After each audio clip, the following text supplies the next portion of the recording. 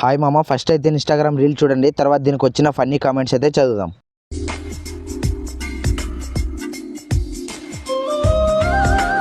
వాడి దగ్గర పైసలున్నాయి, అందుకే ఇదంతా. ఎవరురా నువ్వు ఇంత టాలెంటెడ్ ఉన్నావు? అమ్మాయి విత్ మేకప్, అబ్బాయి వితౌట్ మేకప్. ఏం టార్చర్ రా ఇది. అమ్మాయి ఏం టార్చర్.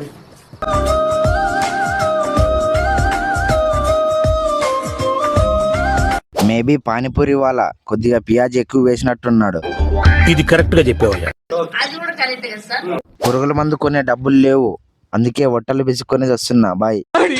టెన్షన్ పడక మామ, ప్లీజ్ కూల్గా ఆలోచిద్దాం రా. 21, నాకు కూడా ఒకటి యాడ్ చేయి మామ.